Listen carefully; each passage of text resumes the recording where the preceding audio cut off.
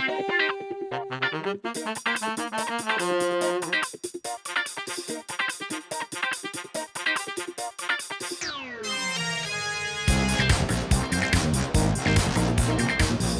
to episode 56 of the Champagne Comedy Podcast. It's 56, isn't it? Yeah.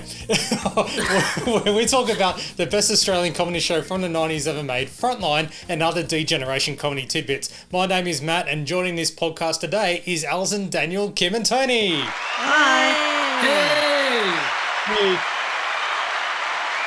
Yeah, it is 56. It is 56, yeah. For some reason, I wrote down on my script 57, but and then I'm going, no, that's not right. Such a rush to get it all over with.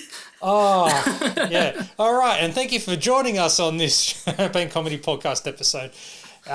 We've got so much going on, so we should really just get into it, right? But thank you for coming back on board, Tony, for Frontline Season 2. Glad to be here.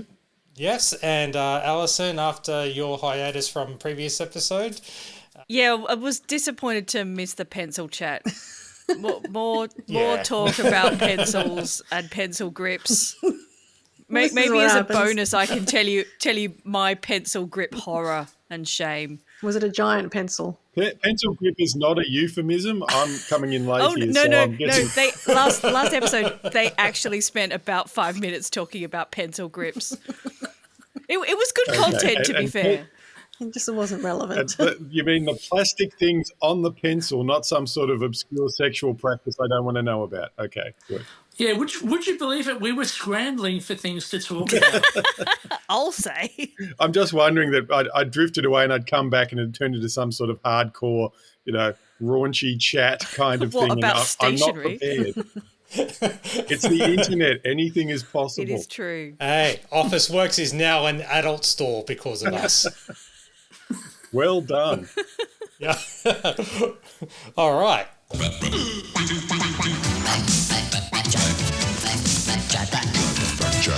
Ouch. I got a point of pedantry here. Straight from a listener who has been catching up on the Champagne Comedy Podcast. I just want to say hello to Max Perry. Hopefully by the time you get to hear this, when he reached out to the team, which was only a few days before this recording of episode 56, he was listening to episode 38 of Champagne Comedy. I do have a bit of the snippet that he's referring to, and it's when they had Malcolm Turnbull or Rob Sitch performing as Malcolm Turnbull and talking about the Republic debate. I made a comment in regards to the Republic referendum. I had a date incorrect. The Republic voting thing where we're going to choose in 2000, that was my first time, because I turned 18 in 1999, so that was the first time I actually had voted. It wasn't 2000. It was in November 1999. Yes, the 6th of November. So wait, he came in with a pedantry point about your own life? Yeah. It's kind of like, what is it, Prince Harry's autobiography. He kind of remembered random things, and like the Xbox didn't come out in that year, and he's so that sort of thing. I didn't listen to it, but that's what I read. So no one fact checked Prince Harry's autobiography? Well, I think once you start... Even princes get pedantry. Once you start checking those facts, you start getting into a lot of trouble. I think you sort of have to let it stay sort of blurry and mysterious around the royals. Otherwise, it's like, wait, you were wearing a Nazi uniform for how many years? It wasn't 3, it was 4. Hey, man, it's a family tradition. If you go back to like Edward VIII or the former Edward VIII, he kind of flirted with that gear. He wasn't even flirting. He was just full-on committed relationship. That's why they had to ship him off to Jamaica. Yeah. Well, look, it's good to know that somebody's paying attention to our podcast at least. Thank you, Max. There's another little bit. Now, this is from Twitter, actually. Chris, Red Dwarf 40. I encourage this. So, when you have your references and, moments, comments, but that's what the Facebook page in this podcast is all about. So I'm just going to give a shout out to Chris. He tweeted this: I've had this in my head for ages, so I finally made it happen.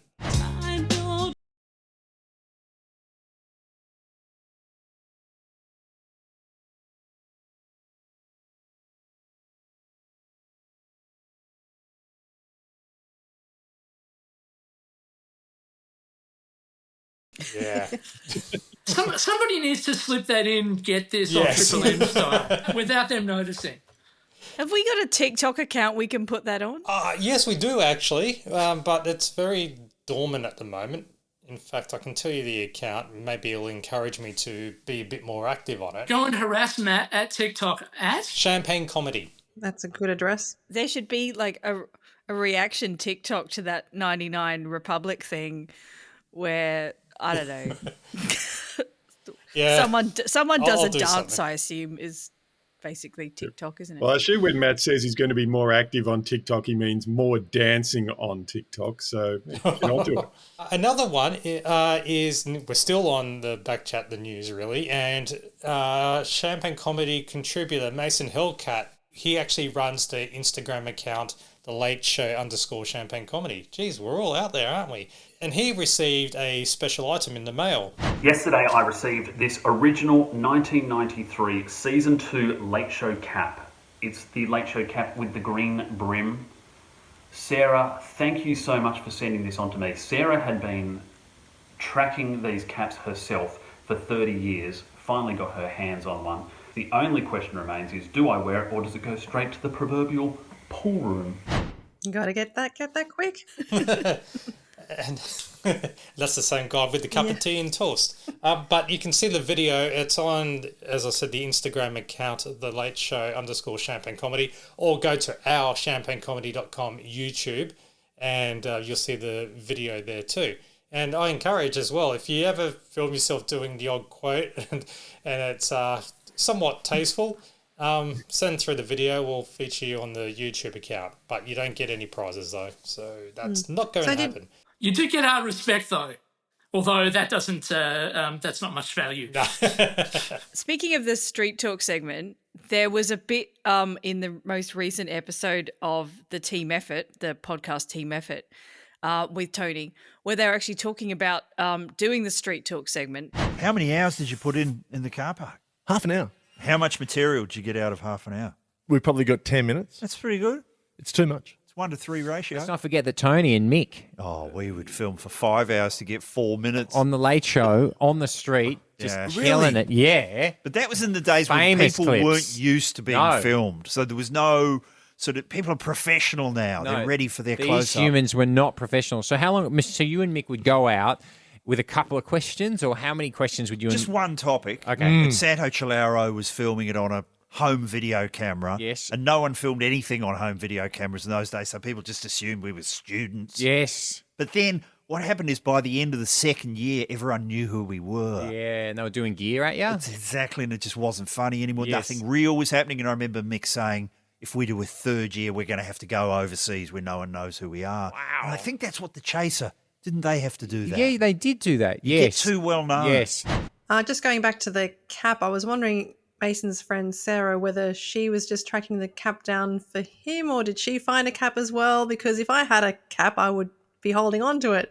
So, I mean, I know Mason's a great fan and he deserves the cap, but did Sarah also get a cap, I wonder? And how rare are these caps? Well, in that little snippet that I played, it was only about 3/4 of the video, and he does go into a description of, because he actually has a cap from season 1 as well, so there's 2 different styles of hats.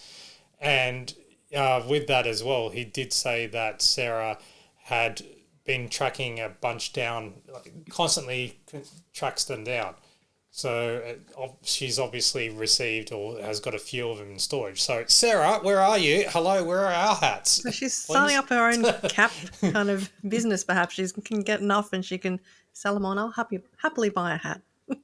Yeah, $50. If she's got multiple hats, she's not counterfeiting them, is she? Like, how do you get so many hats?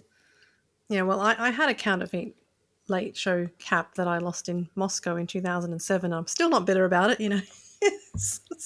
Those Russians. Someone in the Hotel Savoy. Anyway, that was...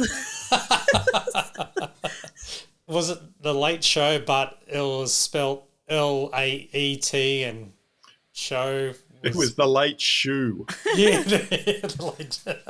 I was going to ask if it was written in Cyrillic. Yeah. It was Comic Sans.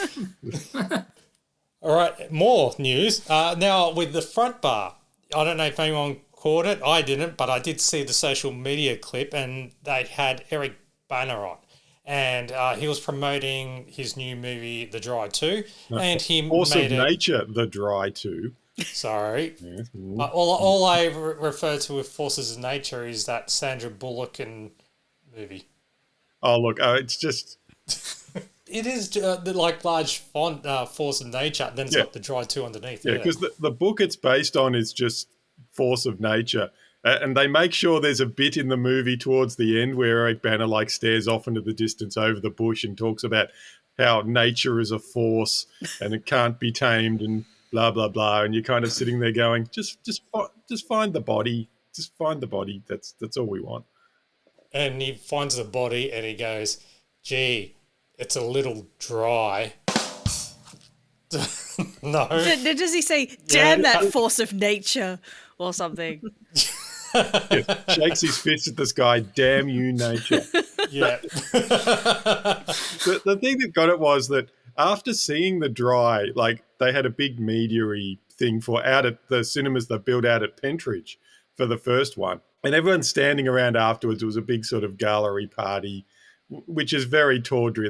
Gala party sounds good, but it's just people like standing in a lobby just sort of going, I guess we're here now. But everyone was like, oh, what are they going to do for a sequel if this does well? And everyone's like, ha, they'll do one called The Wet. Yeah, hilarious. And then that's literally what The Dry 2 is. He goes to a rainforest. It rains the whole time. There's water, there's lakes, they're jumping into waterfalls. And it's just like, well, what are they going to do for the third one? Like wet, dry. The pleasant day. The moist. Yeah, sort of like, yeah. It's going to be like a 20-degree day. There's some sun. There's a few clouds. Yeah, it's going to be like temperate. The average day. Or, mild. The mild. Yeah, the the humid. mild. Yeah. Australia is a land of contrasts, but that's kind of the two contrasts as far as weather goes. Well, this is the little reference that Eric did make in regards to, and I'm sure it went longer, but again, I didn't watch the episode, only just this bit. He talks about the castle. One of Australia's most beloved comedies. Was that like your first film? That was my first film. Was it really? I'll never forget it. It was so fast. I remember the cast read-through we had. It was just absolutely hilarious in the room. And then next minute I was up the side of the lake, belting into Sophie Lee with the kickboxer and the punching bag. Keep it still, Trace. So Nick missed a trick by not saying one of Australia's most beloved comedies, Chopper. Well, other than that, there was also, I don't know what the hype was, if you knew anything about it, but a particular US artist, there's many of them actually, between our previous episode and this episode, of a lot of international bands touring Australia. And one of them just happened to be Taylor Swift. There was a castle reference. Love you. And I'm like, I mean, this looks exhausting, like we're never getting back together. Tell him he's screaming. Not Good Enough Working Dog also posted about it too. Now, one more. We've got this podcast to blame, to be honest, and I've got proof of that now. But as much as we try to do reunions or get-togethers of people who have been associated with The Late Show or whatever, because of our chats with this podcast, we've triggered a group to get back together. Oh my God. Yes. Oh. Yes, and that is...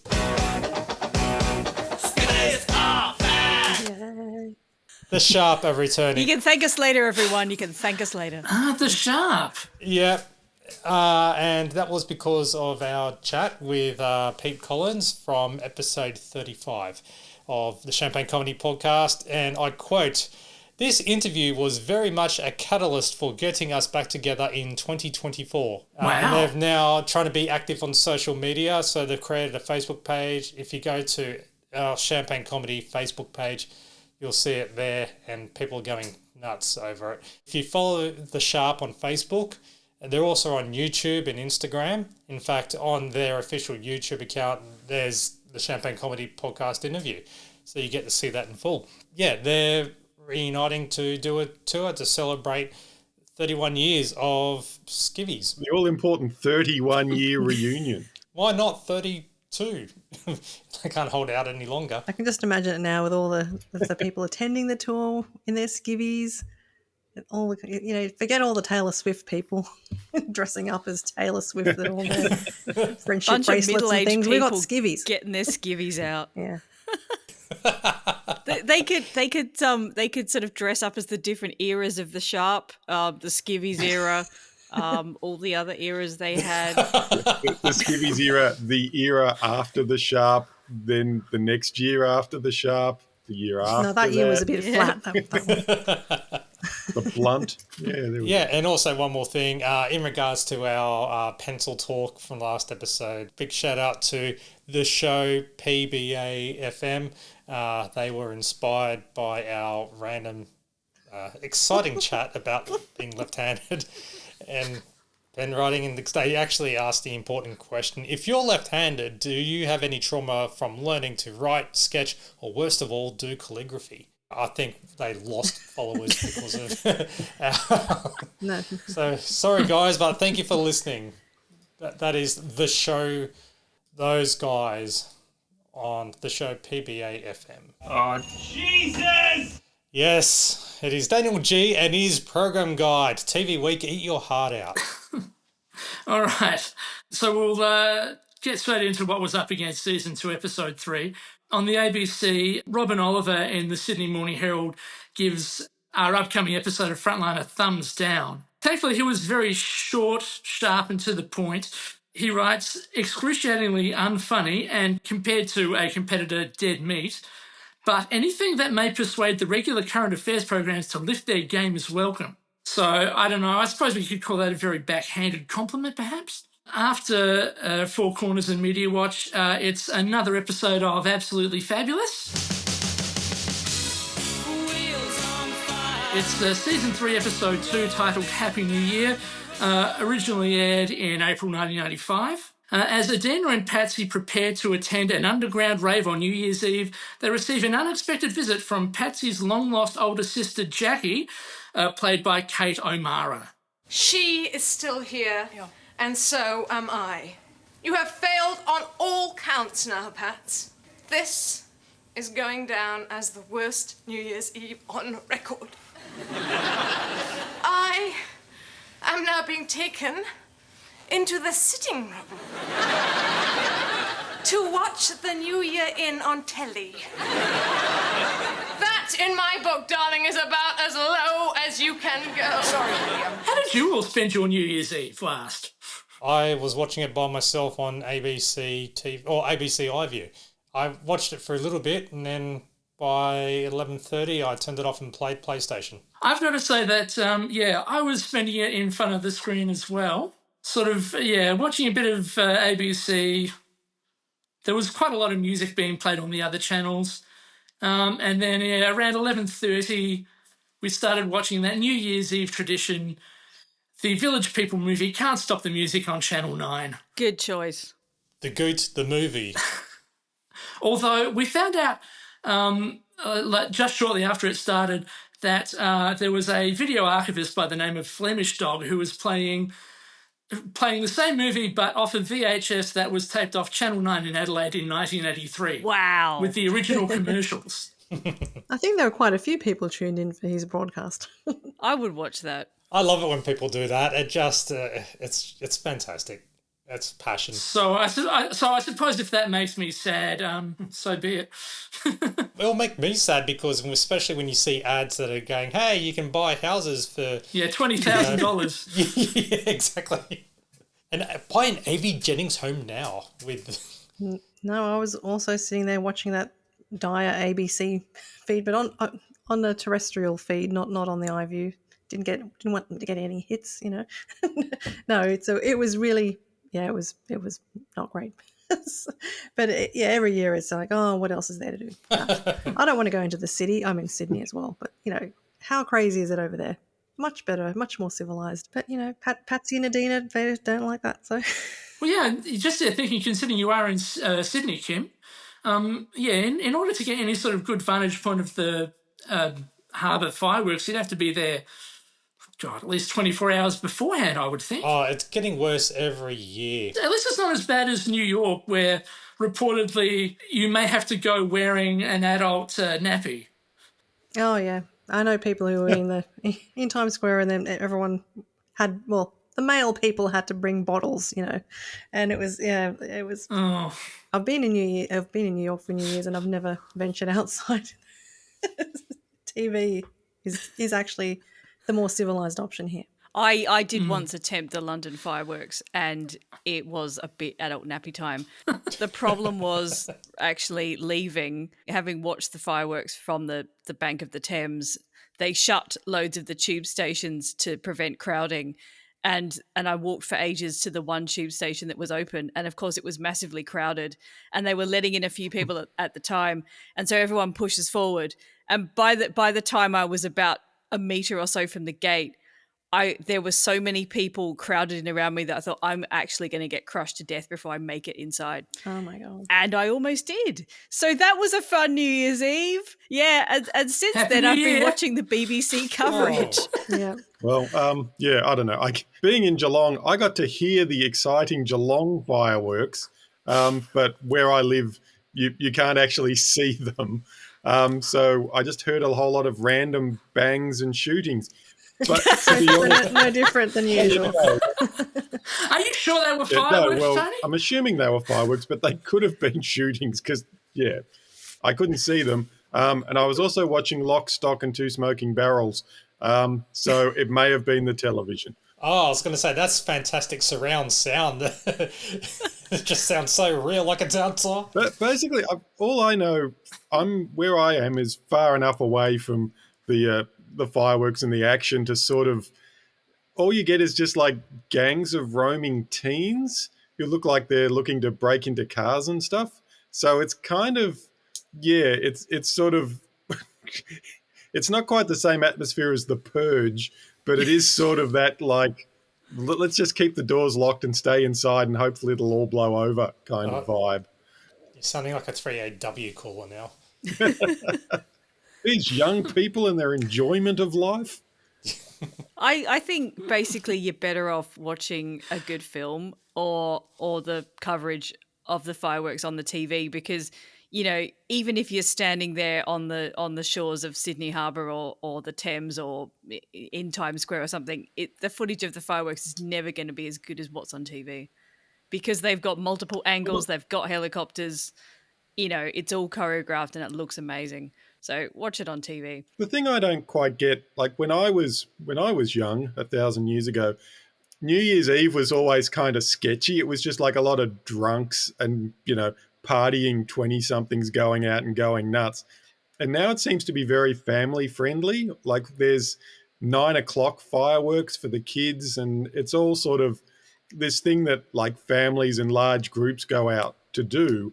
And I kind of preferred it when it was more pissheads and, the next day the police were just shaking their heads in front of, smashed shop windows and going, this reign of carnage must end. Yeah, that was obviously a better time. Yeah. It was, damn it. And then one of them goes, all right, Mick, come on. You can't gotta get you home. All right, over to Channel 7. It's Lois and Clark, The New Adventures of Superman. And it's a Christmassy episode. Wait, before you say anything, is it something about they have to say Mixixpidalik, his name, to say it backwards or whatever? Is that the episode? I don't know what you're on about. I know what you're on about, but I don't know the episode. Is it like all Christmas specials a parody of like Charles Dickens? There's a bit of a parody of something else. It's season 2, episode 9 from December 1994, titled Season's Greetings. The toy maker Winslow P. Schott gets fired from his job along with his secretary. Deciding to take revenge, he invents a new toy named Atomic Space Rats that includes a substance which, when someone is sprayed with it, makes adults act like children and children be greedy. Yeah, I vaguely remember the episode. So I think the only bit of parody there might be the Atomic Space Rats kind of thing, which like all it reminds me of. There was a similar parody I saw on TV recently, which was the preteen modified martial arts tortoises. Over to SBS, and it's another episode of Defenders of the Wild. So previously we had a group trying to save honey buzzards, hawks, kestrels and other birds of prey from slaughter in Italy, and a bid to protect the tigers of Thailand and Taiwan. This week's protected species, it's an insight into a battle that is being fought between poachers and rangers in the jungles of western Nepal. Ooh, I demand that to be released on 4K. By the sounds of it, it's just like poachers and rangers shooting at each other, and the animals are just kind of off in a corner going, what is going on here? Better you than me. On Channel 9, we've got a new show and a returning show. So we've had a couple of specials in the past couple of weeks. So at 7:30, we've got a US sitcom called Hope and Gloria. Now, I couldn't find much about this series online.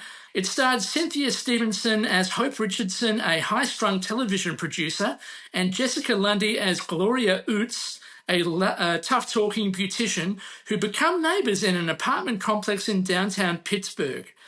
The program also starred Alan Thicke as a local TV personality and featured Enrico Colantoni, later on Just Shoot Me, in one of his first regular roles on television. The reviews are not very pretty. There's this one from Jim Shembry in the Age Green Guide. One day, someone is going to blow the sitcom world apart by creating a show set in an apartment building about a friendship between two people who are exactly the same.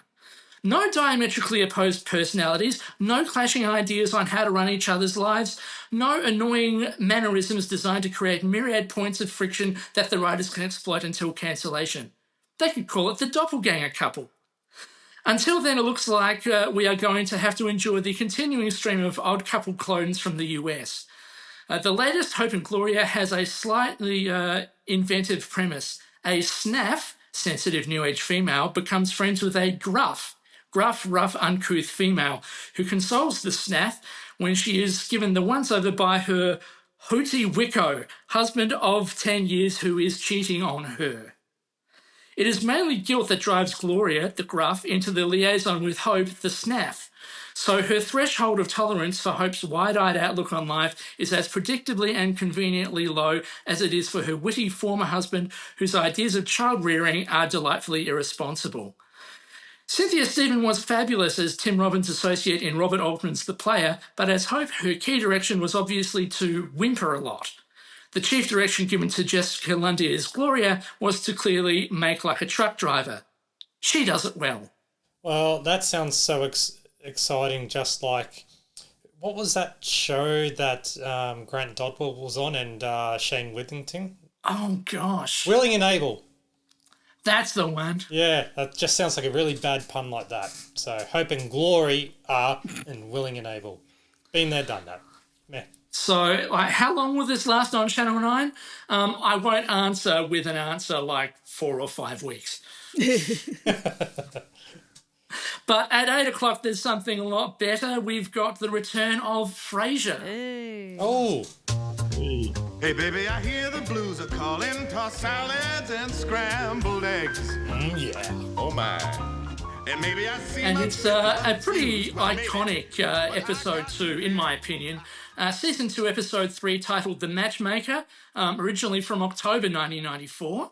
Basically, sympathetic about Daphne's unsatisfactory love life, Frasier tries to fix her up with the new station manager, Tom. But Tom is gay and interprets Frasier's invitation to dinner as romantic interest. Hey, Roz. Oh, hey, Tom. Well, you know, it's the same every job I take. Word spreads like wildfire. Oh, what's that? Oh, you know, you tell 1 or 2 people you're gay, and before you can blink, it's all over the station. He seems like a nice guy. Oh, he's okay. Well, I hope he's more than okay. He just asked me out on a date.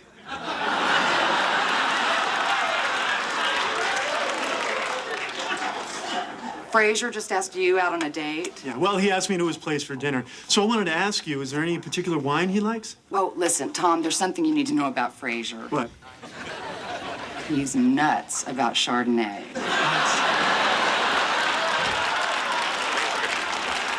So this episode won a media award from GLAAD, the American organisation focused on LGBTQI+ advocacy and cultural change. It won for Best Comedy Episode for its lighthearted satire of the various stereotypes surrounding gay men. And it was also a breakthrough performance for Eric Lutz as Tom there, as the radio station's new manager, leading to his casting as a regular on another sitcom called Caroline in the City. You mean... here we go. Yeah, I should start just naming random series just to see if you've got the DVD box set. You know, before this year, I'd never watched an episode of Frasier in my life. I was more like just Seinfeld. So I have actually watched a few because, my partner has watched it over the years, and he put on that very episode with Tom. So I know what you're talking about. Yeah, I understand the Frasier reference, which is weird. But it seemed like it was well deserved. But it's a very good kind of example of farce in Frasier. Yeah, very well deserved. I assume that episode was written by Joe Keenan, and here is my copy of Joe Keenan's Blue Heaven, which is a sort of LGBT farce because Joe Keenan is actually gay. So you get there's quite a lot for sort of people who enjoy LGBT stuff in Frasier because, well, it's very camp as a show, I suppose, as well as being an excellent farce. It is written by Joe Keenan, you're right. I think the thing that Glad liked about the episode is that, there's no sort of stereotype, there's no stereotypical campness like you would see, in programs of that era. I think it's very matter of fact, really. All right, so that just leaves one channel to go, and that's Channel 10 and Healthy, Wealthy and Wise. It's like music to my ears. Wait, it is music to my ears. All right, in this episode, Jim meets Michael Hendrickson. Who is Michael Hendrickson? He works the only wheelwright foundry in Australia. Naturopath Sherry DeHaas shares her beauty tips using honey. Ross unravels airline hieroglyphics. And we learn about safety in the snow. Airline hieroglyphics? That's what it said in the listing. I'm guessing that's... Well, I mean, these days you've just got to worry about hidden charges and worrying about whether your flight will leave at all, if let alone on time. But yeah, back in the 90s, it was just hieroglyphics you had to deal with. Okay. Interesting. I assume she was flying Egyptian Air or something. And as for safety in the snow, the only thing I know about safety in the snow is just don't go near it if it's yellow. Yes. And if it's red, run. So this show is attracting a new generation of fans. It was only a couple of weeks ago that Ian Hewitson launched his TikTok channel. I haven't actually seen it. I'm not on TikTok, but I did see clips of it. Is he dancing on the TikTok channel? I don't know, but I know someone made a comment saying, "Oh, I think I thought you were dead," and he's like, "No, I'm actually still alive." So yeah, check it out. I haven't, but I have. It's actually quite entertaining. Apparently, he's got 50,000 followers. This article's from 4 days ago. 50,000 followers in a week, with his 3 posts amassing more than 1 million in combined views. It's kind of like the Curiosity Show, finding a new generation of fans. Now we've got Healthy, Wealthy and Wise. Speaking of Curiosity Show. Too long. Oh, it's God. 1, 2, Is there a DVD of the Curiosity Show? challenge. Oh my God, there's a DVD of the Curiosity And they've been Show. autographed. I found one in an op shop. It might take me slightly longer to find my one, but I think it's trumped by Yeah, 3 signed as autographed well. ones. Yeah. Autographed. Yeah. Wow. Adelaide made the Curiosity Show. I think all I'm going to do is just Tony, there is no way in hell you've got a Curiosity Show DVD. whatever this comes up, I'm just going to gesture at my back that. wall and go, it's back there somewhere. All right, that's it. Thank you, Daniel. All right, who wants to do the intro? Geez, don't all rush to me at once. I'll do it. All right, cool. Enthusiastic, hooray. Just mentally centering myself here.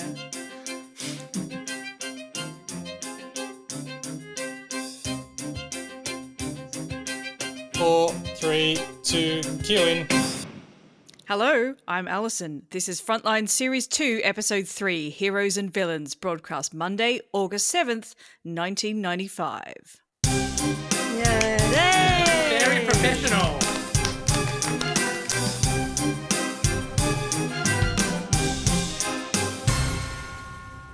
Thank you for that, Alison. The synopsis for this episode is that our team is hot on the heels of a racist academic. Mike, just back from holidays, leads the charge.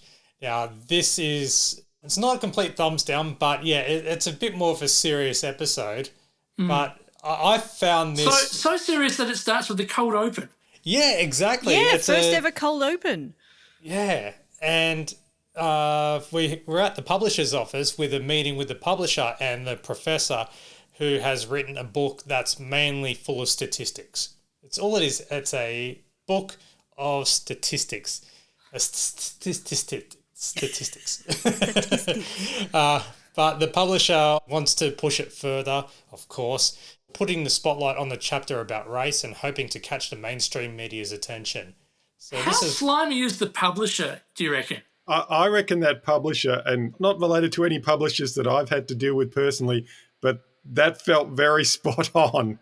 There are a lot of people as publishers and that their job is to sell books. If you write a book that's 99% boring rubbish and 1%, hot button, hot take, they're going to zero in on that, and that's what they're going to push. It's a business where you have to sell things, and a book on statistics. I mean, I'm watching this, I thought this is probably around the last period of time where you could do this particular story, because I think everyone now knows how things work. If you did any kind of book and you mention race, it's a book about race.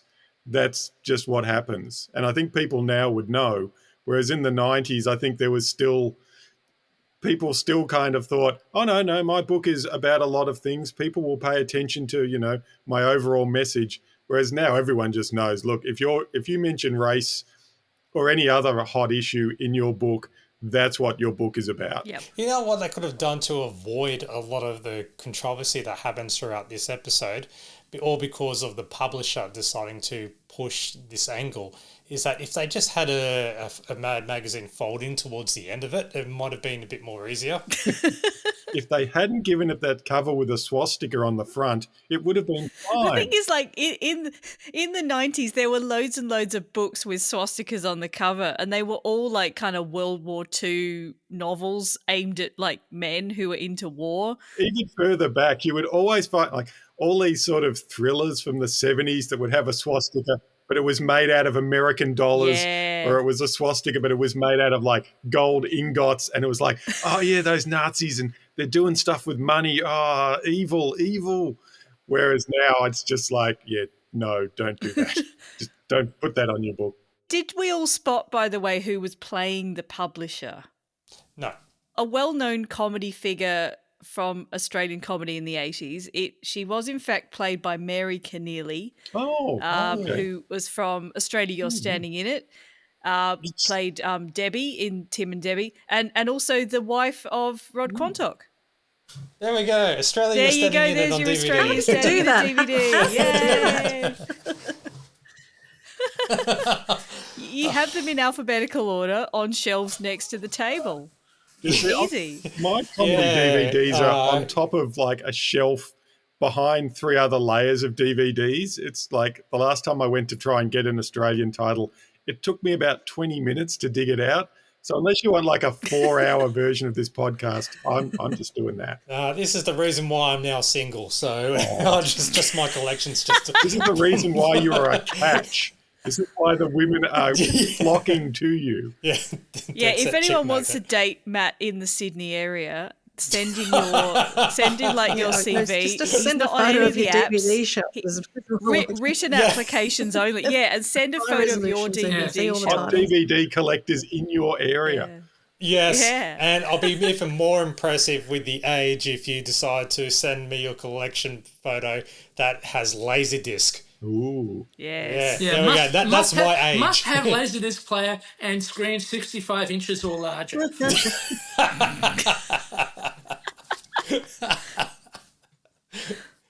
Right in, ladies, right in. Yeah. I'm glad how... Show me your Betamax. I'm glad how quickly we went from Nazis to Matt's dating. It's just like a natural segue. That's why people subscribe in their several dozen to this podcast. But With the whole thing with this book, though, according to Wikipedia, though, so there's a reliable source that the main storyline is a direct parallel to the 1994 book, The Bell Curve, by Richard J. Yes, but that book actually is racist. That book. That's what I figured. I've not read it. It's. I think that makes you just as opinionated as Mike. Yeah. No, from what I remember, the bell curve is like this idea that, statistically you've got the bell curve. But yeah, from what I know, and I only, but much like many of the Frontline team, I only read the papers, not the books. The dedication page. Yeah. But yeah, the bell curve actually turned out to be kind of pretty racist. And the guy behind it was not really on the up and up with his stats. Because, there have been sort of, IQ studies of different races, and they've concluded that certain races are more intelligent than others. But the problem isn't it, that the IQ test is biased towards people with different races? If it's not biased in your direction, you're going to come out as dumb on that test. It's so dodgy in so many ways. It's a thing that can be measured, but it's only useful comparing it to itself. Like you can say IQ numbers have gone up or down over the years, but that doesn't tell you anything beyond that the numbers have gone up and down over the years. It doesn't tell you that the IQ numbers are connected to anything real, because the tests are so biased and skewed, and you can be trained for them, or they can cover areas you know nothing about because you've got a different cultural background. It's near useless. And to write a book that basically says, well, white people are smart and other people are not as smart is, not a thing that you should be doing unless you are happy to be called a racist. Well, I hope no one writes in and decides to unravel more of this discussion for it, because I have no idea. I'll just be replying, thank you for your response. Thank you for your This input. is the wrong channel to describe. I feel very comfortable with the fence picks sticking into my ass. I'm quite happy up here. Well, it's safe to say I won't be back for the next few weeks, and you'll know why. We never actually find out the title of this book, do we? Which I assume because they couldn't think of an appropriate one. Oh, no, they do mention it, doesn't don't matter. they? Yeah, it's got some. What's the title of it? Oh, they put it in the super with the professor. Yeah, I'm sure it gets mentioned, but it's quite a innocuous title. It's an academic-y title, is it, or something? Yeah. It's called Above Average. That's right. There we go. Yeah, it's above average. Yeah. So again, the parallels to the bell curve, I can see what they're trying to get at here, perhaps. We're in the production office now after the opening titles, and Sam asked Marty about the racist professor bloke straight from the newspaper, and they've taken the hook, line, and sinker directly from that. So well done to the publisher. While Mike's coming back from his holiday, Brooke points out that his low-profile trip is in the TV week already. So he gets back faster than he does. And I love the font in the old style TV Week magazine. It's like word art. Yeah, gotta love it. It's quite interesting. This, we're in the second series now, and in the first series, Mike's this kind of try hard kind of presenter, and now he's at the stage where his holidays are being covered by TV Week, and you can sort of. They don't really talk about this in the series, but they sort of subtly imply that he's becoming quite high profile now. Yeah. So I think this is an example. Yes, of that. in the first series, they would have perhaps mentioned how the publicist had arranged this and sort of set it up. But by now, it sort of feels more like there's actual interest in Mike. Like it's not something they would have had to have, ginned up a bit. It's like Mike's. You're not sensing the invisible hand of Jan in this, Tony? Oh, look, I'm sure her hand is somewhere in there manipulating events. But the way it's presented in the episode is like, it's not Mike is a loser and Jan has to push him into the papers. It's the papers are interested in him as a personality, even if Jan, still does have to do the ring around to get them to get the photos of him with the dolphins. Back to the show prep, and which is about the racist professor and his book. Tell me about this Professor Blake. Guy came out of nowhere. Sounds like a Nazi. Yeah, that's terrible. See? Emma? What is he? What is he, a racist? Well, the book's about 800 pages long. I've only read the first couple of chapters. It's a lot of statistics, health, education. Yeah. But does he talk about race? Well, in one of the chapters, there's a breakdown on the basis of race, like what's your average wage and occupation. And IQ. Yeah. Get him in. Well, why? Isn't this just a big stir over nothing? I don't know, but it's about to get bigger. There you go. So Emma calls it out straight away. It's like, it's nothing at all. But Sam, in his wicked ways, decides to make something out of nothing. Well, the thing is as well, I wonder how, if someone watching this episode for the first time would react, because these days you would assume that he was a racist. Like, if you wrote a book like that and you mentioned, breaking down things on the basis of race, people would assume that you were a racist. That's sort of how the media works at the moment. You wouldn't give them the benefit of the doubt. You just go, this is some alt-right guy trying to smuggle his beliefs in with a whole bunch of scientific mumbo jumbo. It's watching this whole episode, I just kept thinking that things have basically gone 180 degrees from the premise of this episode, which, the episode itself is built around this guy has accidentally written a book that's a bit dodgy and the media has jumped on it. But these days, that kind of book is dodgy. And, you would want the media to jump on it. These days, the media would just go, oh, yeah, fair enough. Yeah, you've said some racist stuff. Well, we're all a bit racist, aren't we, really? And maybe you've got a point. Whereas, 20 years ago, it was like, no, this stuff is bad. You shouldn't be doing it. And we can use it to shit stir.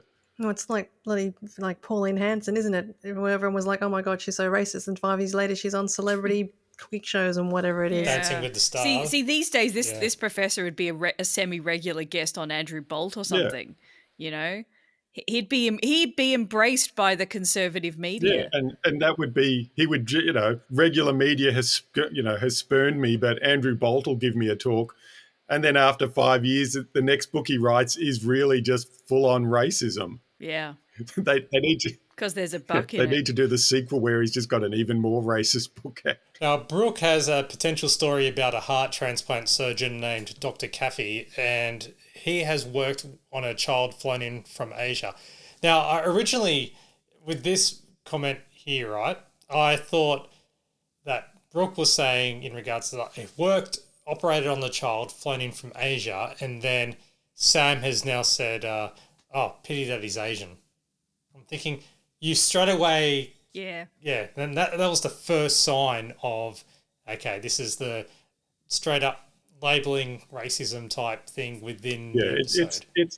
So that was the first mark that I saw. We can count many more to come, guys. There's a lot more to come. Too many. Yeah. So can I just bring up the whole Women's Day thing while we're here? So Women's Day was obviously where they got the story about the doctor, the heart doctor, and that light-hearted story, getting some leads from Women's Day. This week we had a feature in Women's Day that had Tom and Rob in it. It was called Secret Lives of Our Fave Comedy Kings. My mum gets this magazine, so I just saw it on the front cover. As part of Backchat. We could have. Yeah, we should have put that as part of Backchat. But it's still in the right spot. Yeah. Some brief bios of Tom and Rob and Sam Pang and Tom Gleeson. That's right, and Will Anderson as well. But basically, No Tom women. is no women. There's Secret Lives of Our Fave Comedy Kings. The same issue as I mentioned to Alison on Facebook. It's International Women's Day next week, and they chose a feature on Fave Comedy Kings. Well, I assume that next week they'll do all women comedians in this slot. Let's hope the actual date of the magazine is always a week ahead. Confusing. I did notice, hard as I tried to look, I couldn't find a name attached to this article as to who wrote this. Yeah, I don't think people would probably want to put their name to Wikipediaing and kind of Googling stuff that they patch together from the internet. I'm guessing at Women's Day at this point they don't put names, because if they did, it would be all the same name. Yeah, the same kind of student journalists putting together working extremely hard and under a lot of pressure to put together 54 articles on something. So yeah, they apparently Rob and Jane have a net worth of around $18 million. Yeah, doesn't surprise me. Good on it. Yeah. Yeah. I don't know where they got that figure from. Well, that just means doesn't that just mean they bought a house in the 90s? Yeah, they bought a house in the 90s, that's right. So full circle, I was looking through my old archives and I have a Woman's Day that happens to be from August 1995 here. So it's probably give you an idea of the type of thing that would be covered in the episode that they would be looking at. I'm guessing plenty of royals? There's a lot of royals. The front cover has Antonio and Melanie. Our love is out of control. So that's they obviously. I'm guessing in quotation marks, but it's in the actual article. It's probably some inside source that's saying that. Yes, most likely. Also, yes, there's a cover on Kylie Minogue in a skimpy outfit, and it's called Kylie's Spanish Thighs. See what they did there? And good work, my guys. favourite part that I've seen is there's an entire spread of copper art in here. So copper art? Is it a complete fold out? Is there a pin-up of copper art? It's like Pete Smith. No, it's a fold out. It is a fold out. It's got Super Savers. It's got, let's see, there's 1, 2, 3, 4, 5, a list of occasionals. 6, 7, 8. There's 8 pages of copper art. So you've got the Italian grandfather clock for $11.95. There's also lots of other clocks you can get, dome clocks and deluxe clocks. There's a stylish fashion mirror for $40, a Queen Anne nest of tables for $90. Nest of occasionals. Yeah, you can get telephone tables as well, which are on casters, and they kind of wheel around. And you can also get, let's see here, we've got some vacuum flasks, walking sticks that are decorative only. Be very careful, they're only $4. Jeez. And the really scary looking dolls, porcelain dolls that are $30, fake flowers, and those chests that I actually think I've got one of those lying around, those kind of treasure chest type things that you use to store things in. So, yeah, that was my favourite bit of the Women's Day. There wasn't anything about kind of heart doctors or anything like that. But they do have some gossip. They've got some Bruce Willis, they've got some Fergie. There's an article on that. There's Michael Jackson's dad owes some Aussie woman several $1 million for pulling out of a property deal. So, nothing too scandalous. Nothing that I would actually find useful or interesting in Frontline. Any current affairs show host going scuba diving kind of exclusive pics? No, unfortunately, I couldn't see any Mike Moore. It's funny about that. I was looking for him and I couldn't. That's a shame. Any music article with Richard Wilkins as the writer? No music in this particular one. Or is there any Bernard King? No Bernard King. A bit late for Bernard King. There's an article about someone from Gladiators, Cheetah from Gladiators. Oh, Cheetah. Yeah, so yes, the blonde. Gladiators, the blonde. Yeah. Like I know who that is. Trust me, I know who that is. Cheetah.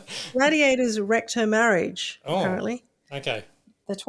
Just couldn't face the gauntlet. 25-year-old blonde bombshell powering her way to stardom and was despairing over the bust-up of her marriage to Glenn Kirk, her first love and private trainer. Life goes on, she says. Gladiators has become my life, and Glenn has his own goals to pursue. So, very diplomatic. Life goes on, and Gladiators has become my life. Oh wait, life no longer goes on. Life has been cancelled. Yeah. Thank you for sharing that with the podcast, Kim. I'm looking forward to seeing at least a page of copper art left out. Oh, yeah, I'll scan the whole thing in and send it to Tony, Congrats to Brooke for hosting last week's Frontline, and so ratings were pretty good. But Mike arrives in the office and shows his worse for wear certificate. It's like that. It was a little bit soggy, saying that he's a qualified scuba diver. Now, did you notice that Mike has got his hair parted the other way? It's back the parting on his right side now. So you're saying that Mike has returned from his holiday having been replaced by some kind of robotic doppelganger? No. Oh, okay. Less interested now. There's a lot of hair comedy in this series of Frontline. There's an amazing hairstyle sported by Jan later on, which I think we're going to have to do several minutes on. Sure. All right. Well, let's get to it quick then. So Sam brainstorms off Marty about the Professor story. As long as they stick to the race side of things, it'll be interesting. So, and it's time for Sam to push Mike a little bit to get him going. Yeah, we also get Mike slagging off the Balinese and the French based on previous holidays he's been to in those countries. So there's two more bits. Oh, and he slags off the Germans as well. So that's 4 races have been slagged off so far in this So program. are you keeping a tally? Is someone keeping a tally of this? We need like a kind of a ding every time he slags off a race or something. So I've counted 4 so far. I could put in a... Yeah. That's a better sound effect, I think. It gives these little moments of casual racism the respect it deserves. Yes. The casual racism, the respect. The lack of respect. Well, it's about as respectful as a fart. Yeah, fair enough. All right. Well, just with that, Mike and Dom are in his office, in which Dom reads a letter about Brooke's hosting job. You want to hear this letter? Yeah. Okay. Dear Editor, as a big fan of Frontline, and in particular Mike Moore, I'm glad he's back hosting the show. Oh, that's a great letter. Yeah. Brooke Vandenberg did a good job, but let's face it, she's no match for Mike. Great. That's fantastic. Okay, you want me to mail it today? Yeah. Okay. Oh, and Dom? Use a false name. I love that misdirection. That's fantastic. Yeah. Well, she's not going to write Mike Moore at the bottom of it, is she? She might write her own It does name, make though. me wonder whether that means that she's done this before, but Domenica's put her own name to this and somehow been caught out. Well, I did wonder, because they make a bit of it at the start about how the ratings weren't quite as good under Brooke, but they don't sort of go anywhere with it. I was wondering if it was just setting up this joke. I think also that scene where Mike sort of says to her, oh, don't worry about the low ratings last week. I thought you did a great job or whatever it is that he said. I think that's also basically signaling to the audience that, Mike is now realizing that to stay on, or to get right to the top, he's got to get involved in these power plays. And, he's just trying to kind of salt the earth for Brooke a bit, just because he's the host. Yeah. Sam welcomes Mike back. They chat about Brooke's show ratings plus the Professor's book as well. Now with that, Sam wants Brooke to make sure the doctor is a miracle worker in regards to her story and pushes Emma to find out about the Professor's background to see if there's any dirt. See, he knows that he's squeaky clean, it's a statistics book, and it's like, let's push the right wing. Let's do the Sky News type thing. Just for another example of the racism, the dirt that she's meant to look for is basically, is he German and does he like German stuff? Yeah. Does he like Wagner? Yeah. Does he drive a Volkswagen, Has he got any Hugo Boss fashion? Yeah, I like how because Emma was like, "Are you being serious? Is that a joke?" She's like, "Yes, but find out anyway." Well, they're pitching Sam as a much more kind of serious figure as for an EP this season. He's not, you had a bit more joking around kind of last season, but he's very sort of straight ahead, and they highlight this later on in the episode as well. Mike chats to Brooke about her ratings result and promises not to say another thing. Yeah. It's like, oh. Power play. Yeah. Yep, until... Really? Ratings were down? Oh, yeah. Yeah, I mean, everyone reckons it's because Brooke was hosting the show while I was away. I don't think so. Nah, it's probably not her fault. It might be. No. It is. I'm just playing it down. Hey, do you want me to play it down as well? Yeah, not too down. I mean, you can tell your friends. People in the newsroom? Yeah, I mean, in passing. Yes, and then in the same exchange, get ready for that fart sound effect. Mike slags off the Greeks. So is that number 5? 5, yep. I don't know. It's too many to count, really. Since Mike is in the office with Jeff, he talks about his story about the racist professor, and Jeff doesn't realise that the professor is racist. And because no one has read the book, that's what you would do, wouldn't you? Because it's in the papers, he's being labelled as a racist. It has to be true. So front page, yep. This publicity trail is not going to go down too well. Now with that, Emma calls out the racism label to Sam, actually. Sam, I don't think this guy's what everyone's making him out to be. Well, he probably isn't. It's just the book's not really racist. That stuff's been taken totally out of context. For starters, only 20 pages out of 800. It's more a statistical study. There's more graphs than that. What? I don't care. I am getting more and more in love with a fictional character named Emma. I think Emma's the racist apologist in this one. There's still 20 whole pages in the book. What is the 20 pages of not racist statistics really about? I'd be following her home at night to see what meetings she's attending. Any German ancestry, etc. Yeah, I think you're making a good point there. It does make me wonder whether, like, I don't know, the Frontline guys read the bell curve and thought actually it's fine. I'm sure they didn't, but no, like yeah, I think back when they made this episode, it was, the media were beating this stuff up a lot, and they would jump on things.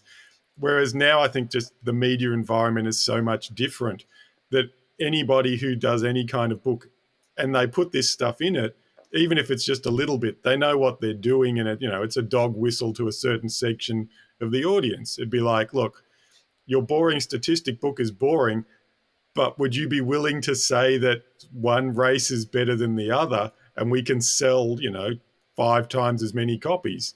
It would be a thing that was discussed, and agreed to by the author well before it came out. Whereas I guess when this came out, it's still plausible that you might accidentally... I've accidentally written a Nazi book. I don't know how this happened. I think I don't know why. The guy sort of, when he defends it later in the episode, he's saying, well, this is just the statistics, I'm presenting the facts.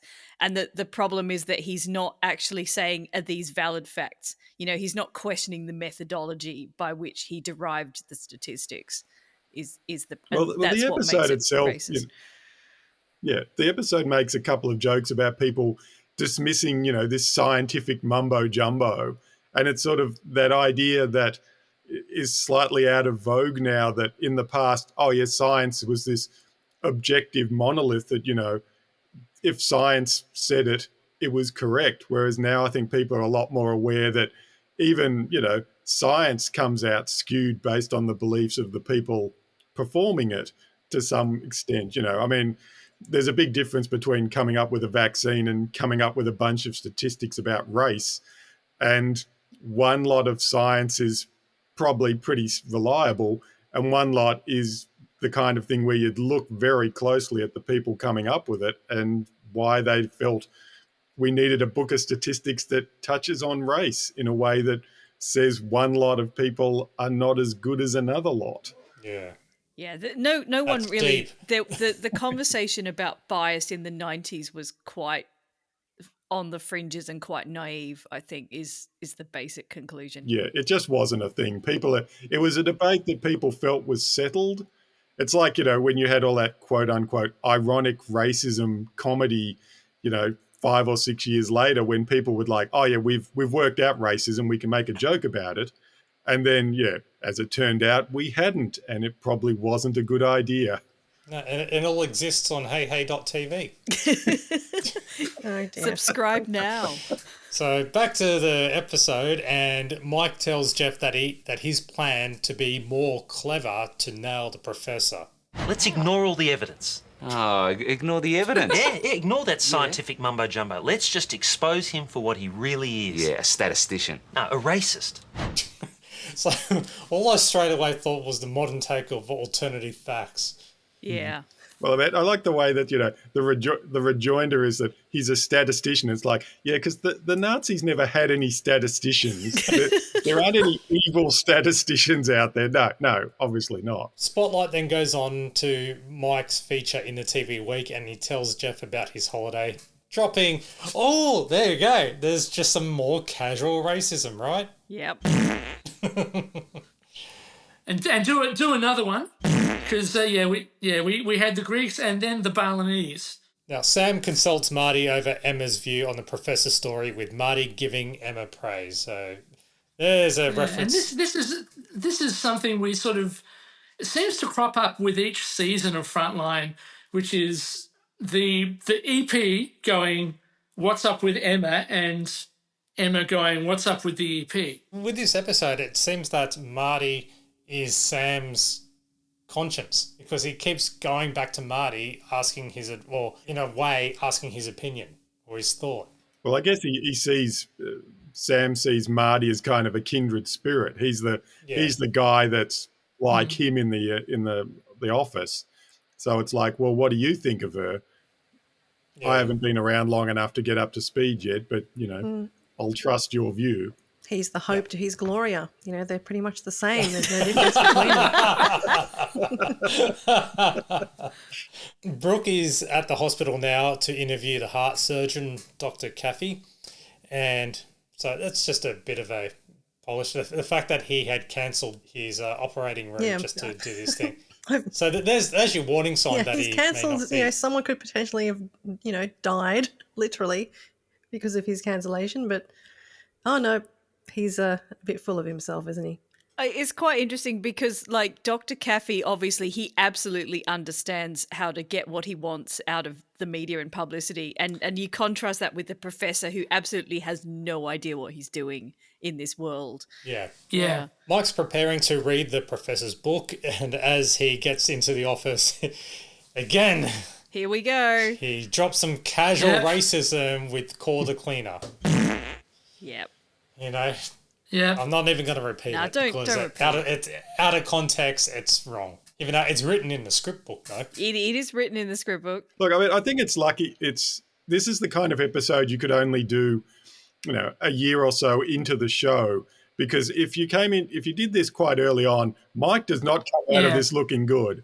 You've really got to understand that Mike is a well-meaning dimwit for him to, his character to survive the onslaught of racism that he comes out with. Oh, yeah. So hours later, after trying to read the book, we end up having... And then also doing a very 1995 thing, looking at a copy of Magic Eye. Oh, they're fantastic. Magic Eye 2. Yeah. Published in 1994 by Anything Enterprises. You can see some previews on Google Books if you lost your original copy, which I have. And you can see things like three-dimensional cones as seen from above and weird figures sitting down. So or a sailboat. Thank you. Or a Tony. Come on, Tony. Go on. What else did you see, Tony? That's a Mallrats reference. Thank you. I appreciate that. That's my reference for those Magic Eye books. It's like...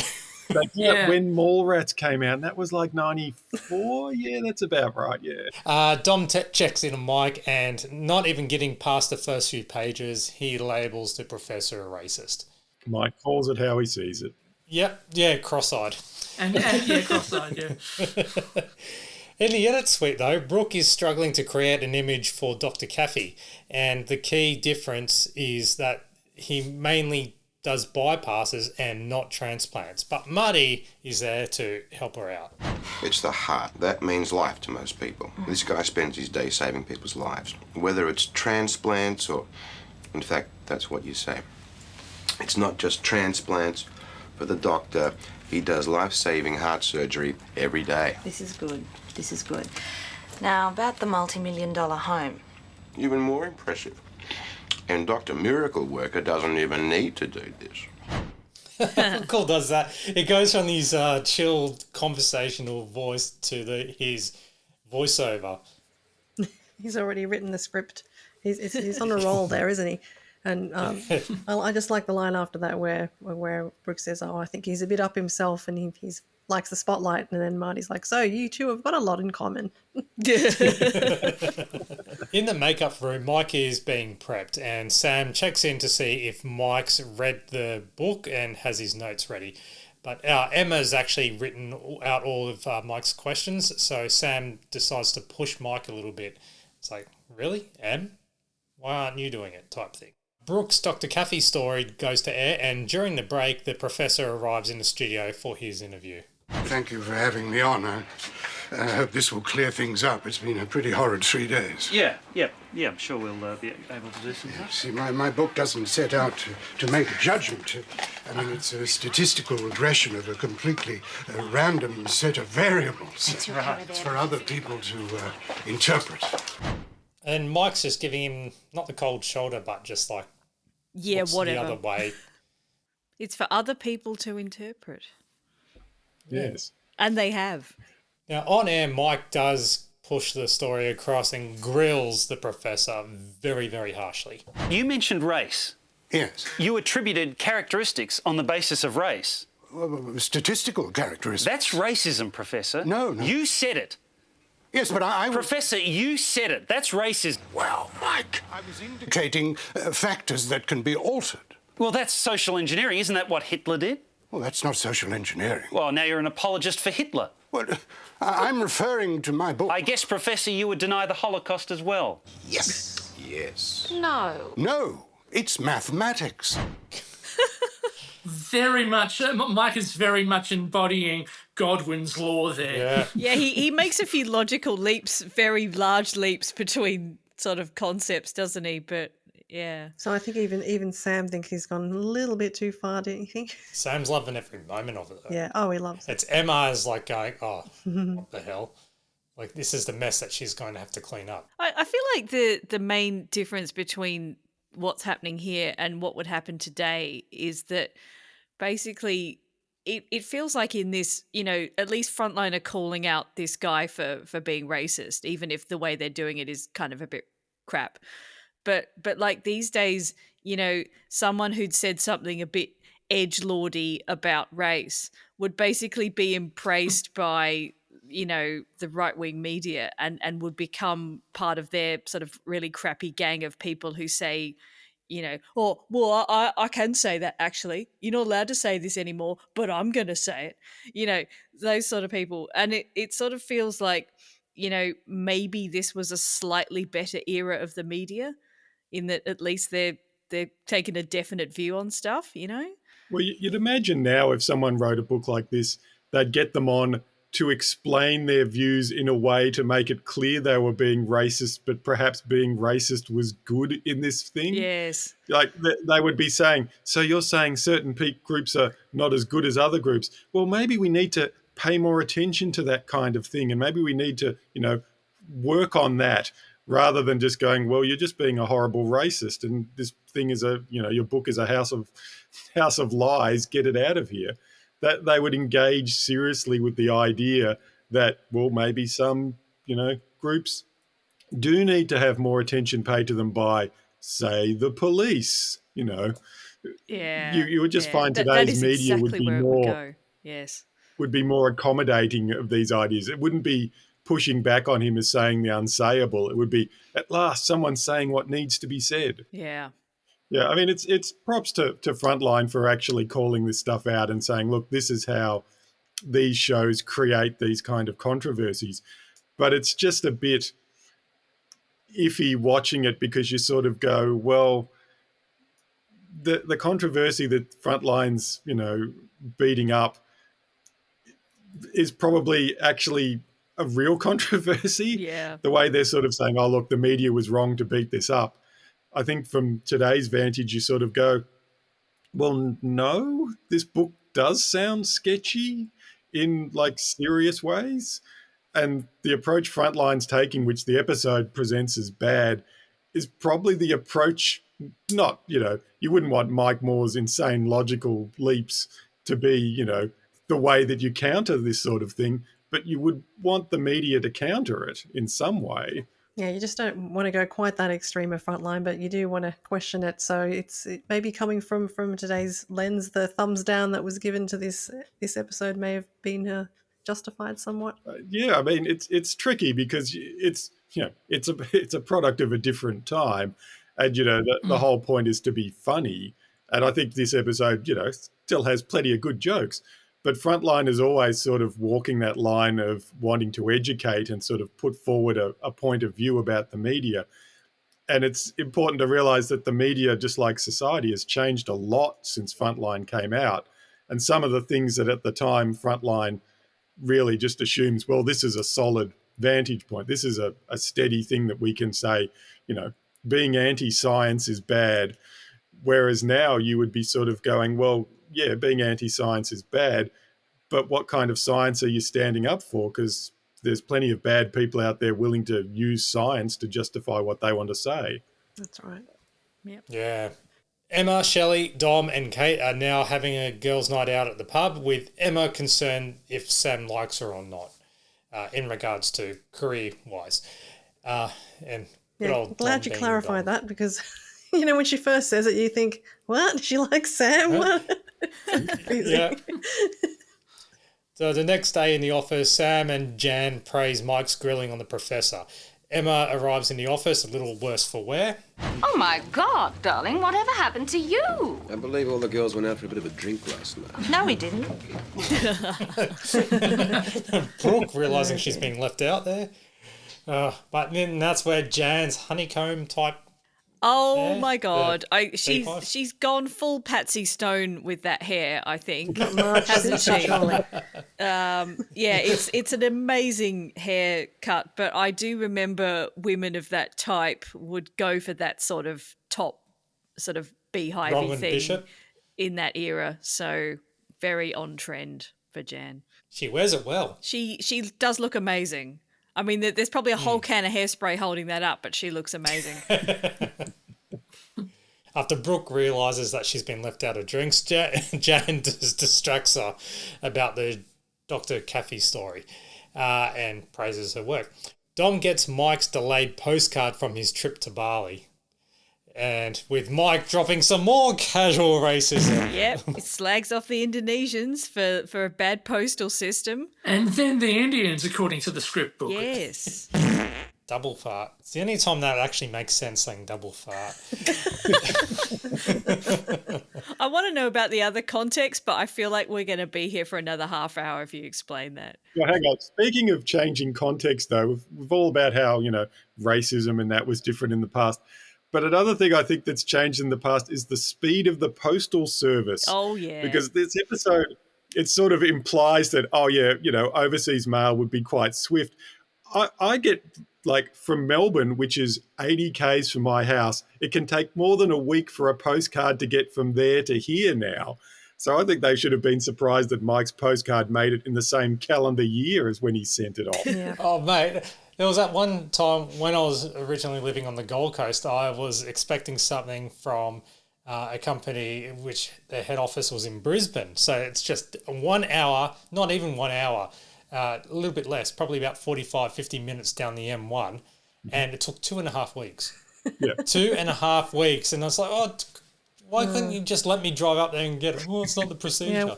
I won't even name the company for In that. the late 90s, I was working for a magazine, and we had to get one of those transparencies, a photograph to be printed in the magazine. And I happened to be going on a short trip to the Gold Coast near their office, and actually was quicker for me to fly over there and collect it and bring it back to the office than get them to post it over to Sydney. We had to meet deadlines, surely. Of course, yeah. So another installment of things were better in the old days. In Sam's office, Jan, Sam, and Marty map out how much they can milk the stories, with Emma confronting Sam, saying that the show was too harsh on the professor as well. Now, Mike comes in with his wetsuit. He's being fitted out, of course. The wetsuit that he's wearing has adrenaline written on the front of it, which I don't know if that's a wetsuit brand or whatever, but that amused me. It's not really a word you associate with Mike Moore. No. Who says, Daniel, what's the thing? Who says you... Yeah, who says you can't advertise on the ABC? There we go. Well, it must be a pretty expensive brand if last episode's kind of fly fishing gear was anything to speak of. Although I don't know, reach. the punchline to this episode, which involves spoilers slagging off another race, concerns this wetsuit. So we will see. Mike does give Emma a lecture about how things run when developing a story, which Mike uses a whiteboard analogy. Cut to it's like a Family Guy joke right there. Like that style of, I wasn't saying it's a Family Guy thing, but just the cutaway for it was just brilliant, where it is Marty and Kate mapping out the story on the whiteboard. On a whiteboard, yeah. It's fantastic. And Mike walks out of Sam's office backwards because he's got his flippers on. That is quite funny, yeah. In the studio, another installment of The Racist Professor finishes, and it's time for Friday Night Funny Man, Elliot Rhodes. Oh my God. Covering okay, the topic. I feel like I need to read the stage direction from the script book, and it says, cut to Elliot dressed as a cliched Japanese warrior, headband, samurai sword, glasses, hat, and a Fu Manchu moustache. Now, he's supposed to be a Japanese character. In fact, the first line of the song that he sings is "I am Japanese." But can I just point out that Fu Manchu was a Chinese warrior? So already we have some kind of all Asians are the same kind of racism going on, and then we get to the song, and then which is pretty bad. And then we get to the back announcement where Mike says, have you got a clip of this? Yes. Okay. So, well, actually, shall we? I don't know. I'll play it, but it's all in context. Yeah. Yes, Think it's context, Yeah. please. Lots of content warning. I am Japanese, I come from far across the seas. I think your land is very nice, but there's no way we will buy your rice. Your country here is very grand, so I keep on buying up your land. Half of Queensland I've now got, but me, I want the bloody lot. You maybe beat us in the war, but I tell you now this thing for sure, Mitsubishi will always beat a Ford, 'cause the yen is mightier than the sword. So. So, Elliot. Or Elliot. Very clever. All good fun.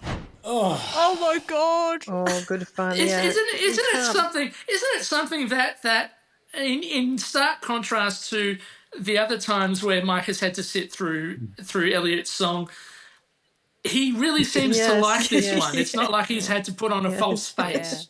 Yeah, and he's actually quite friendly. And excusing it with, oh, it's all good fun. Yeah. Oh, it's all like it's No. it's the same sort of context as it's locker room banter. Yeah, it exactly is. You can just imagine people from like Asian backgrounds sitting at home watching that and just turning the TV off in horror. After going WTF, Yeah.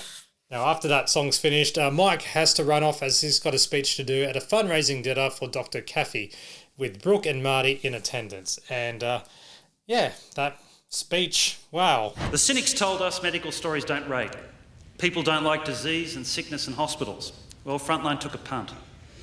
Not only did it rate, but we helped raise over $100,000 for the foundation. Now, I know how important a heart is when you're 50 feet underwater, but that's a healthy heart. So something like scuba diving, which I had the privilege to learn only last week in Bali, is fine for me. So he does have his certificate to prove it. Yeah. But, yeah. He's got his little fixation here. Yeah, combining his... Well, the next bit is the scene is outside the room where he's giving the speech, and then occasionally the door opens and you'll hear another extract from his speech where he's still crapping on about diving.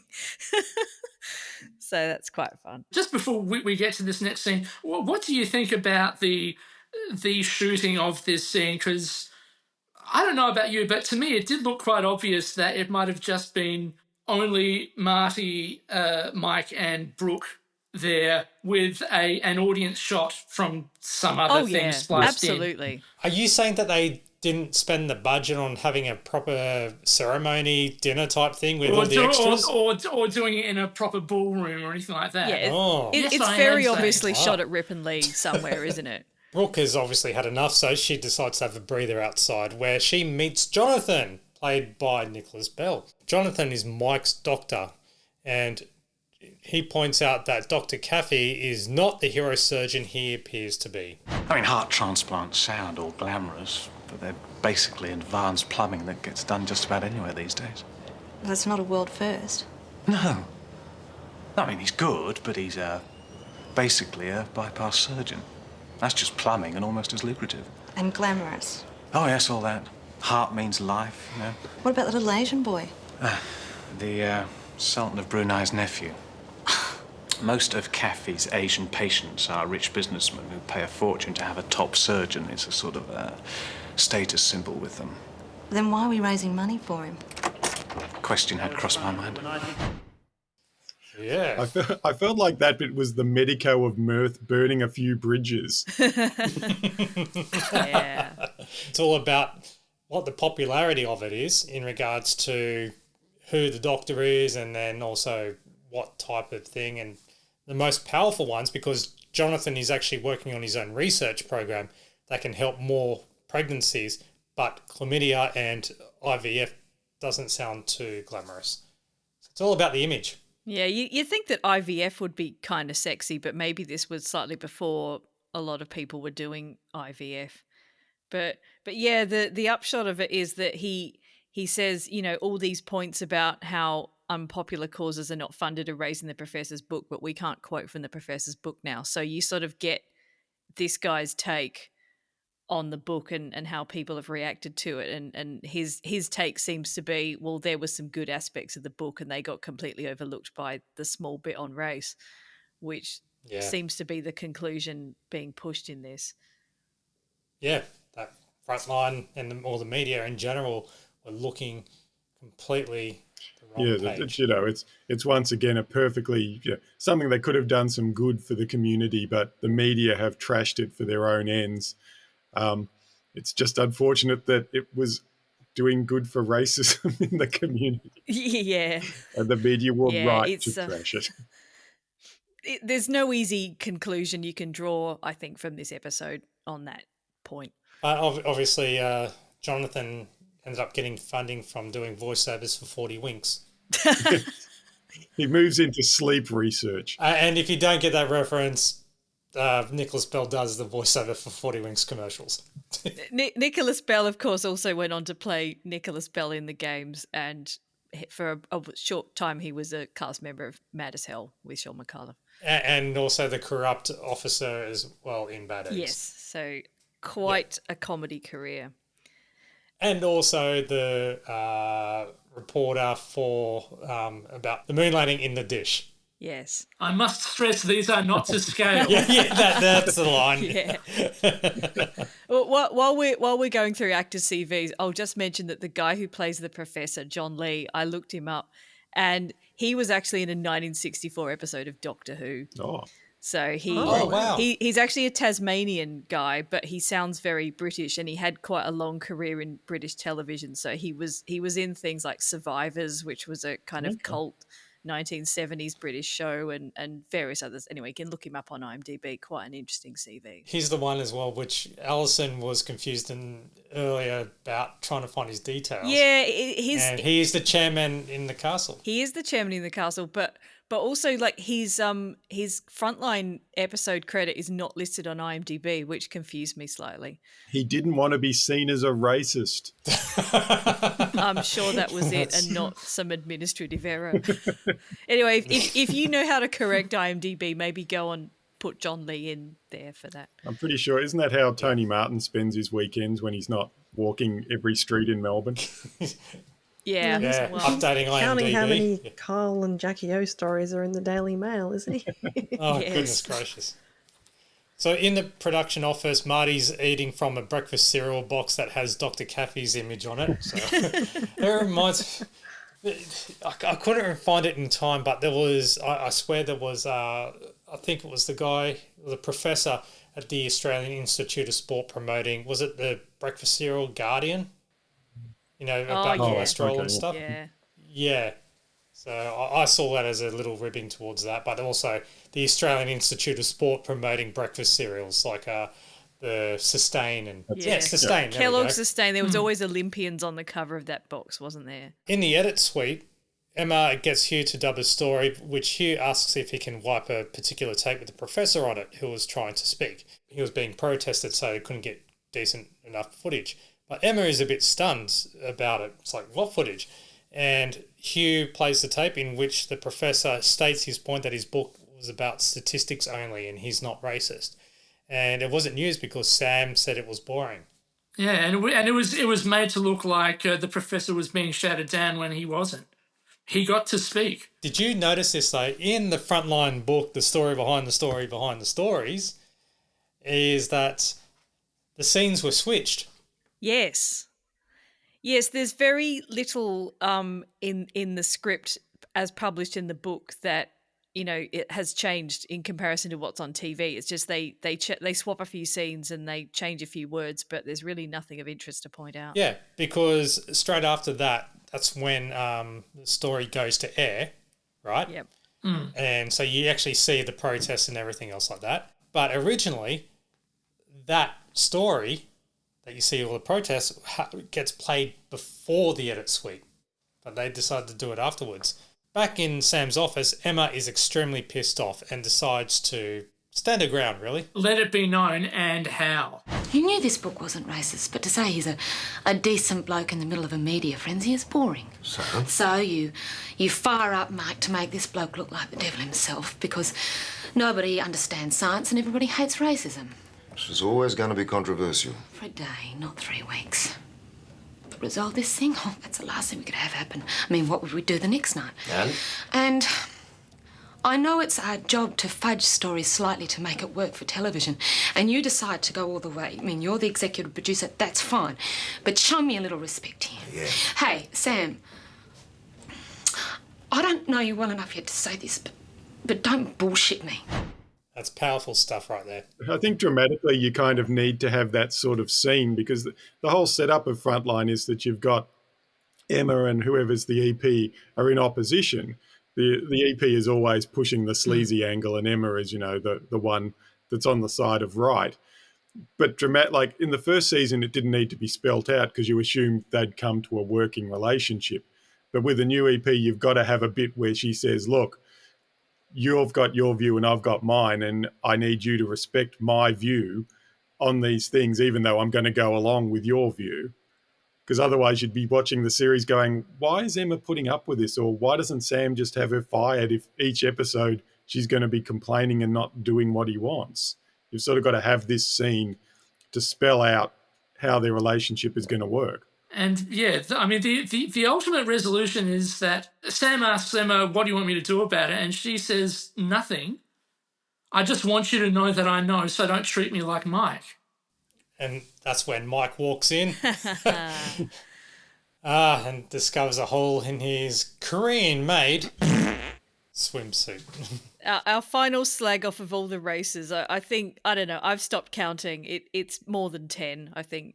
Countries he's managed to slag off. It's a United Nations of Benetton of racism coming out of Mike. But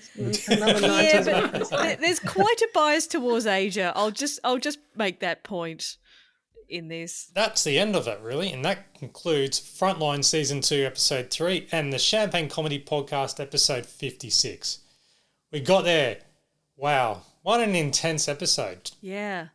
The only other thing I just want to mention, and I've sort of been thinking about this a bit lately, to me, the media, whether it's traditional media, whether it's social media, to me it just seems like the media is a big fucking spotlight. And I think in this episode we've really seen what's happened to the hero and the villain when that big spotlight comes onto them. Oh, yeah, look, I think as someone was mentioned earlier, the real difference is that one of these people that Frontline has got media training and knows how to deal with it, and one of them hasn't. And that's sort of the real divide.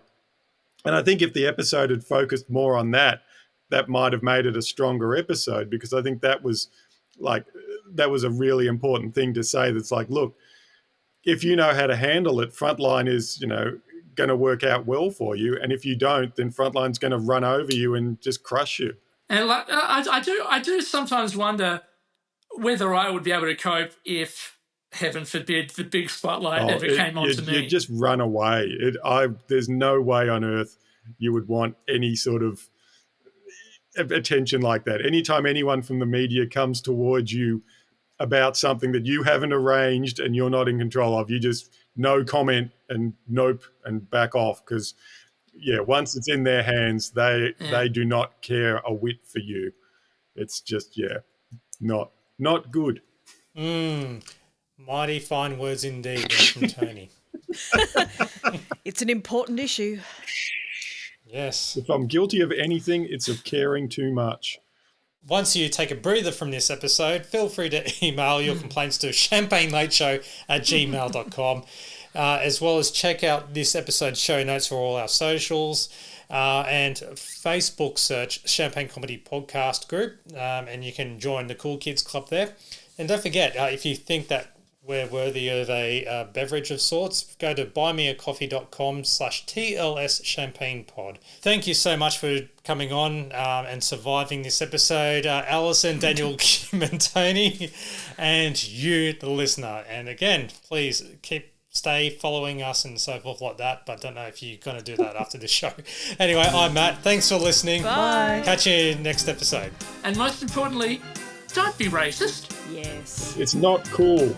Thank you for listening to the Champagne Comedy Podcast, created by fans for the fans. For more information on this podcast, please visit champagnecomedy.com. Produced by Matt Fulton Productions, mattfulton.com.au. Tell him he's dreaming.